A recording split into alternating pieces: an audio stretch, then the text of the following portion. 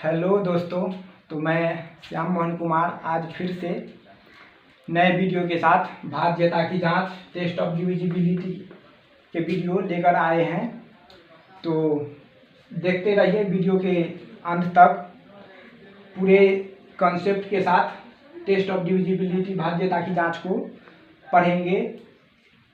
एक जैसे पहले 2 से 2, 3, 4, 5, 6 से 7 से 8 से और 9 से 9 तक आज इस वीडियो में हम पढ़ेंगे भाज्यता की जांच। तो सब शुरू करते हैं। सबसे पहले 2 से भाज्यता की जांच।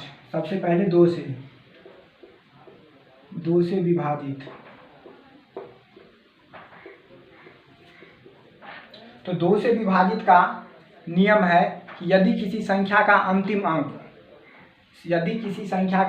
अंक सम संख्या हो या 0 हो तो वह संख्या 2 से पूर्णतः विभाजित होता है।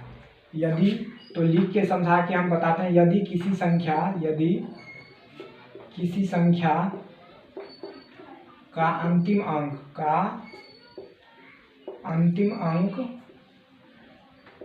सम संख्या हो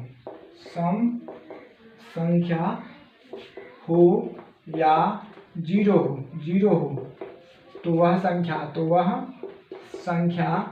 2 से पूर्णतः विभाजित होगा। 2 से पूर्णतः विभाजित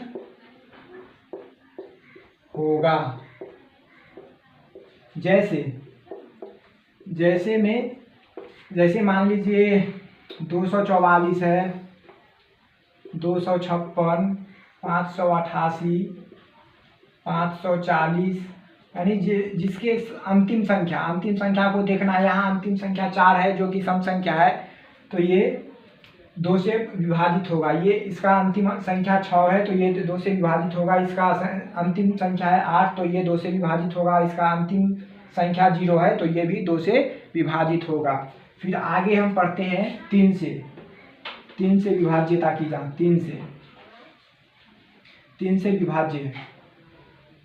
तो 3 से विभाज्यता के जांच का नियम है यदि किसी संख्या का योग 3 से विभाजित है तो वह संख्या 3 से अवश्य ही विभाजित होगा, पूर्णतः विभाजित होगा। जैसे देखिए, यदि लिख के बताते हैं आपको।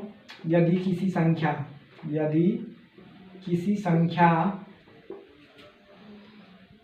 के अंकों का योग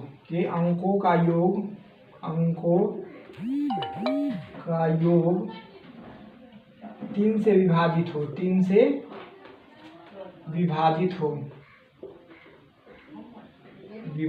हो तो वह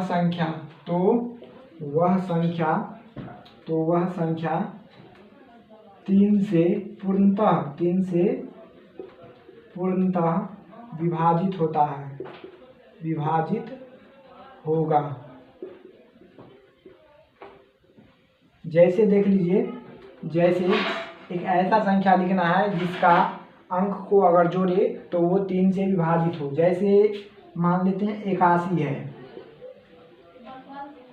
291, 561, 672, तो ये सभी संख्या 3 से पूर्णतः विभाजित होगा। क्योंकि अंकों को जोड़ते हैं यहाँ 8 और 1, 8 + 1 जोड़ते हैं तो 9 होता है, जो कि 3 से पूर्णतः विभाजित है। यहाँ पे 2 + 9 + 1 करेंगे तो 2 और 9 11, 1 12 यानी 3 से पूर्णतः विभाजित है। इसीलिए 291 भी 3 से विभाजित होगा। फिर अगर इस संख्या को जोड़ते हैं 5, 6, 11, 1 12, तो ये भी, इसका भी योग 12 पूरता है, तो ये भी संख्या 3 से पूर्णतः विभाजित है। यहाँ 6, 7, 13 और 2 15, 15 3 के पहाड़ा में आता है, तो ये सभी संख्या 3 से पूर्णतः विभाजित होगा। अब हम जानते हैं 4 के बारे में। 4 से विभाज्यता की जांच। 4 से विभाज्यता की जांच। तो 4 से बहुत आसान है। 4 से विभाज्यता की जांच बहुत आसान है। यहाँ देखिए, यदि किसी संख्या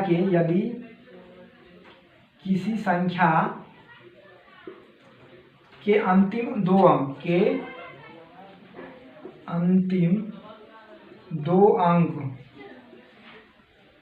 दो अंक 4 से विभाजित हो, 4 से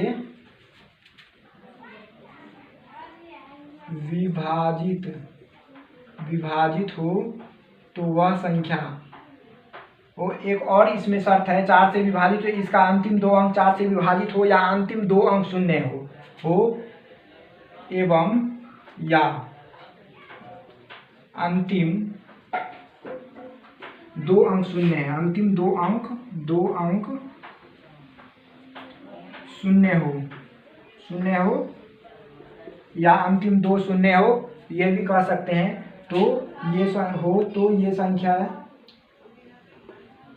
ये संख्या 4 से अवश्य विभाजित होगा, 4 से अवश्य विभाजित होगा। जैसे देख लीजिए, जैसे में है,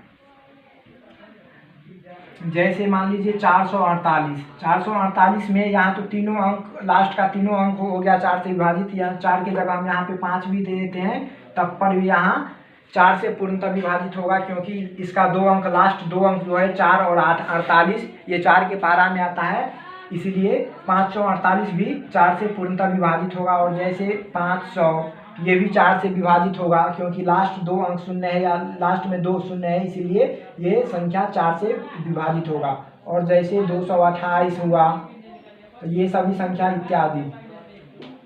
इत्यादि, तो ये सभी संख्या 4 से विभाजित होगा। और फिर आते हैं अगला, 4 से अब हो गया, अब 5 से देखते हैं। तो 5 से बहुत आसान है। 5 यदि किसी संख्या के अंत में 0 हो या 5 हो, तो वह संख्या 5 से अवश्य विभाजित होगा। तो ये लिखाना नहीं पड़ेगा, दिमाग में रख लीजिए कि यदि किसी संख्या के अंत में 0 हो या 5 हो, तो वह संख्या 5 से अवश्य विभाजित होगा। 5 से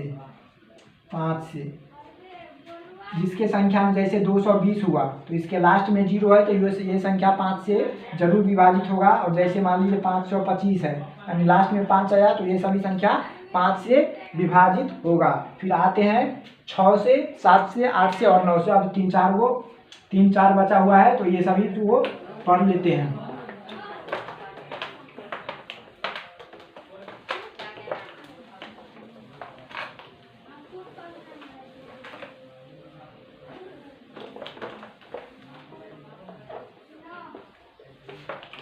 अब देखते हैं 6 से विभाज्यता की जांच। यानी देखिए दोस्तों, 6 को अगर गुणनखंड करेंगे तो 1 भी आएगा, 2 भी आएगा और 3 भी आएगा। तो सबसे पहले 1 से तो सब संख्या विभाजित होता है, तो यहाँ देखिए 2 है और 3 है, फिर 6 भी होगा। तो हम कह सकते हैं कि यदि कोई संख्या 2 और 3 दोनों से विभाजित हो तो वह संख्या को हम कह सकते हैं कि ये संख्या 6 से भी विभाजित होगा। यदि किसी संख्या 2 और 3 दोनों से विभाजित है, विभाजित हो, तो वह संख्या 6 से भी पूर्णतः विभाजित होगा।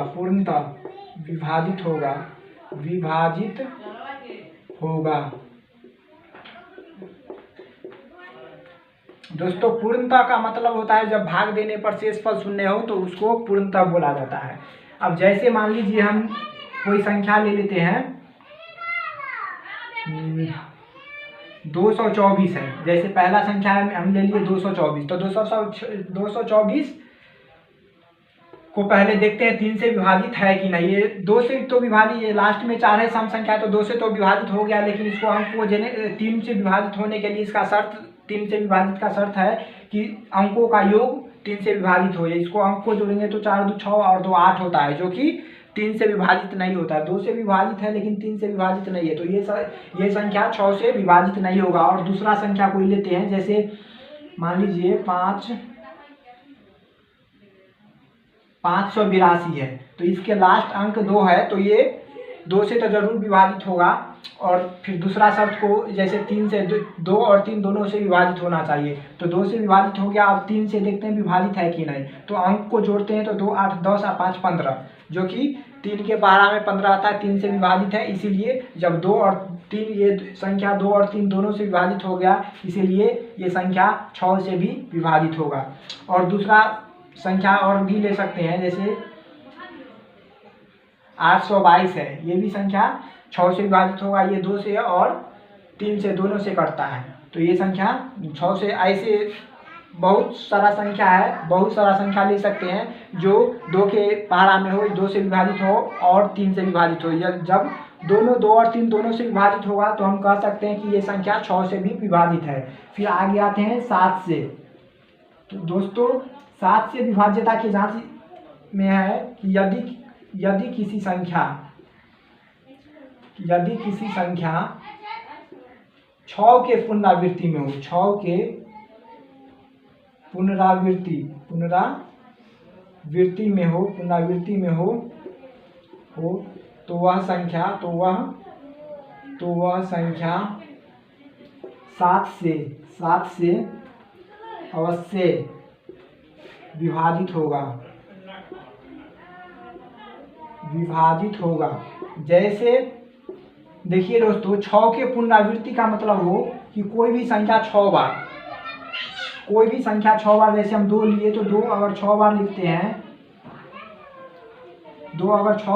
हैं तो ये संख्या 7 से विभाजित हो जाएगा। और भी जैसे 3 है तो 3 अगर 6 बार लिखते हैं तो ये संख्या 7 से विभाजित होगा।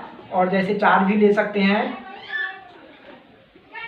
5 भी लिख सकते हैं, 6 भी, 14, 15, 16 जो भी है 6 के पुनरावृत्ति यानी 6 बार कोई भी संख्या हो। और इसमें 6 का पुनरावृत्ति यानी 6 के गुणज का भी अगर पुनरावृत्ति हो तो वो भी संख्या 7 से कटेगा। 6 के पुनरावृत्ति यानी कोई भी संख्या 6 दूना 12 बार हो या 6 त्रिया 18 बार हो तो वो भी संख्या 7 से पूर्णतः विभाजित होगा। अब जानते हैं 8 से यदि किसी संख्या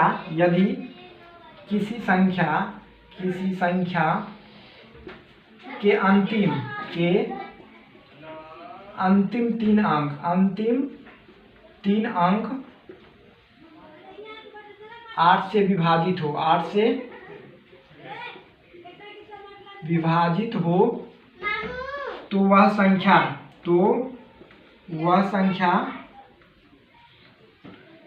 3 अंक, लास्ट 3 अंक 8 से विभाजित हो या लास्ट में 3 शून्य हो तो भी संख्या 8 से विभाजित हो या अंतिम में 3 शून्य हो तो वह संख्या 8 से अवश्य विभाजित होगा। अब जैसे मान लेते हैं 824, जैसे इसका लास्ट अंक है 3 गो लास्ट अंक है जो 824 है, तो यह 8 के पहाड़ा में 8 से विभाजित है, 8 एकम 8 और 8 त्रिक 24, यहाँ 8 एकम 8 बीच में 2 नहीं भाग लगेगा तो 0 देंगे, फिर 4 उतारेंगे तो 24, 8 त्रिक 24, तो ये सभी संख्या 4824 8 से अवश्य विभाजित हो। या हम 7 दे के पर 3 को शून्य लास्ट में दे देते हैं तो 7 पर ट्रिपल शून्य है, यहाँ पे शर्त को पूरा करता है, अंतिम में 3 शून्य हो, अंतिम में 3 शून्य है तो ये संख्या 8 से अवश्य विभाजित होगा। अब दोस्तों लास्ट बच गया है 9 से। तो 9 से बहुत आसान है, 9 से भाज्यता की जांच बहुत आसान है। यदि किसी संख्या के अंकों का योग 9 हो तो वो संख्या 9 से अवश्य विभाजित होगा। अगर यदि किसी संख्या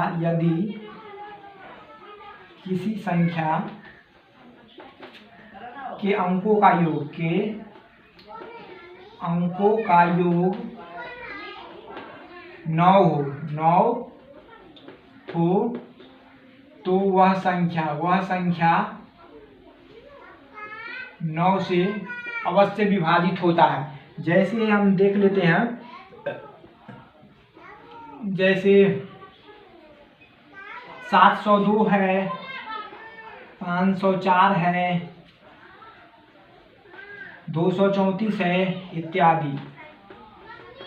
अब जैसे देखिए 702 है, यहाँ पर अंक को अगर जोड़ेंगे 7 0 और 2 को, तो 7 0 7 और 7 2 9। यहाँ टोटल अंक को अगर जोड़ते हैं तो 9 पुरता है, तो ये सभी संख्या 9 से विभाजित हो जाएगा। 5 0 4 यानी 5 0 5 और 4 जोड़ेंगे तो 9। ये भी संख्या का योग 9 आता है, तो ये संख्या 9 से विभाजित होगा। फिर इस संख्या को जोड़ते हैं 2 3 5 4 9, यानी सब संख्या का योग 9 पुर जाता है, तो ये सभी संख्या 9 से पूर्णतः विभाजित होगा। अगर वीडियो पसंद आए तो लाइक करें, सब्सक्राइब करें और दोस्तों के साथ ज़रूर शेयर करें। ऐसे ही वीडियो पाने के लिए मुझे सपोर्ट करें कमेंट में, और दूसरा वीडियो ऐसा ही चाहिए तो कमेंट में लिख कर भेजिए। हम दूसरा वीडियो भी बनाएंगे इस पर। 17 से विभाज्य, 29 से विभाज्य, 23 से विभाज्य, ये सब संख्या को हम बनाएंगे, जो कि कंपटीशन लाइन का होता है, बहुत कठिन होता है। ये कोई यूट्यूब पर हालाहाली नहीं बताता है, तो ये सभी संख्या को हम बताएंगे। सपोर्ट कीजिए। धन्यवाद। इसी रखते हैं, फिर दूसरा वीडियो में मिलते हैं।